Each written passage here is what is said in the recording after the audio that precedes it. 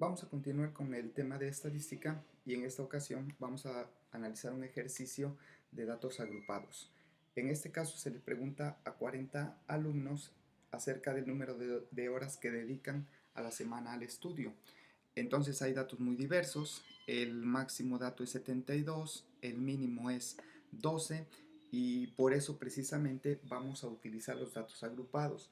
A diferencia del ejercicio anterior donde la respuesta mínima era 1 y la máxima era 6, pues entonces nosotros teníamos o podíamos darnos la oportunidad de trabajar cada una de las clases o cada uno de los grupos de uno en uno, 1, 2, 3, 4, 5 y 6. Y el número de clases, pues entonces eran 6 número de clases o categorías. Pero en este caso no podemos hacerlo de manera individual. ¿Qué es lo que vamos a hacer? Vamos a agrupar en pequeñas muestras, es decir, en pequeños grupos. ¿Cómo lo vamos a obtener? Bueno, vamos a ver que el ancho de la muestra se obtiene del máximo menos el mínimo, que serían 60, pero debemos incluir también al dato máximo y al dato mínimo. Por lo tanto, serían 61, 62 unidades, ¿de acuerdo? Bien, entonces, en este caso, vamos a hacer lo siguiente. Vamos a poner 7 clases de 10 unidades. Obvio, como 72 menos 12, ya estoy incluyendo al 12, pero el 72 también lo tengo que incluir, serían 61 unidades. No podemos hacer 6 clases de 10 porque entonces tendría yo 60 elementos considerados, pero ya no incluiría yo al 72. Entonces, en este caso, yo tengo que ver de alguna manera cómo puedo hacer un número exacto, un número entero de clases. Entonces, en este caso, yo voy a hacer 7 clases de 10 unidades, no importa que los límites inferior y superior sean más altos, ¿de acuerdo? La recomendación en todo caso para cualquier ejercicio es de que el número de clases sea no menor de 5 y no mayor de 12 para ser muy extensiva la tabla, ¿de acuerdo? Entonces, en este caso, yo realicé el número de clases de 10 a 19, 20 a 29, es decir, 7 clases de 10 unidades cada uno. Noten aquí que yo me fui un poquito más abajo del límite inferior que era 12 y le puse 10. Y en el último el máximo era 72 y me fui hasta 79. No importa que los límites se recorran hacia el inicio y hacia el final. Bien, entonces a partir de los datos anteriores vemos la frecuencia. Los números que están entre 10 y 19 son 6, los que están entre 20 y 29 se repiten 9 veces, entre 30 y 39 12 y así sucesivamente. Recordemos que la suma de las clases de la frecuencia de cada clase me tiene que dar el número total de elementos, que en este caso serían 40. La frecuencia relativa se obtiene de la misma manera dividiendo el valor de la frecuencia entre el total de datos y obteniendo un decimal. La suma de todos los decimales me tiene que dar 1. Y la frecuencia relativa porcentual es exactamente lo mismo que en el caso anterior. Vamos a multiplicar el decimal por 100 y lo vamos a representar en tanto por ciento.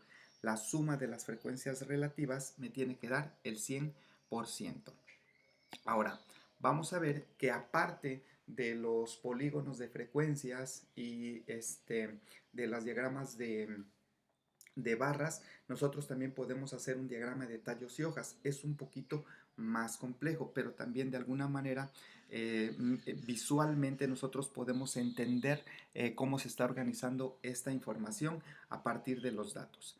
¿Sí? Yo a la izquierda de la línea vertical voy a poner el 1, 2, 3, 4, 5, 6, 7, que son las decenas de los datos y que serían llamados los tallos.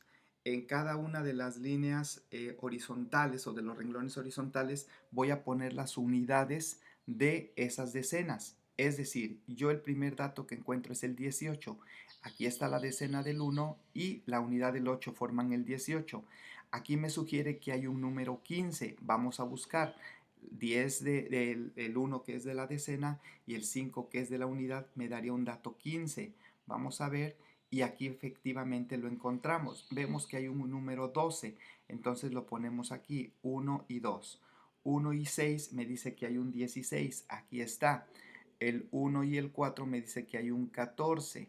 Yo lo busco y efectivamente lo voy a encontrar. Se me perdió, aquí está, en el tercer renglón, y también hay un número 17. De la misma manera hay un 29, ¿sí?, que se encuentra al final del primer renglón, un 26 que se encuentra al inicio del segundo renglón, y así sucesivamente. Las decenas son los tallos y las unidades son las hojas. Es una manera también de representar a los datos agrupados, ¿de acuerdo? De manera visual. Esto también me da mucha información. Quiere decir que la frecuencia más alta se encuentra precisamente en los 30, desde 31, que aquí está desde 30 hasta 38 más o menos. Entonces también de manera visual me arroja muy buena información, ¿de acuerdo? Entonces, en este caso, vamos a ver que nosotros para este tipo de ejercicios podemos utilizar, aparte de la frecuencia relativa porcentual, podemos utilizar otras dos columnas de frecuencias acumuladas.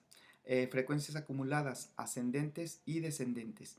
En este caso, las frecuencias acumuladas tendrían que ser en la ascendente. En el primer renglón voy a obtener la primera frecuencia relativa, o sea, de la primera muestra, que en este caso es el 15%, y en la segunda le voy a sumar los dos renglones, 15 más 22.5, el primero más el segundo, me da 37.5. La frecuencia acumulada hasta la tercera categoría son 15 más 22.5 más 30, serían 67.5. En el cuarto, los datos agrupados hasta el cuarto porcentual, en el quinto hasta el 5 y así sucesivamente. Quiere decir que para la última clase ya se habrá acumulado el 100%. La frecuencia acumulada descendente es al contrario, empiezo con el 100% y le voy a restar en el segundo renglón al 100% menos el dato anterior, el dato de la frecuencia acumulada de la clase anterior, que sería 100 menos 15, serían 85.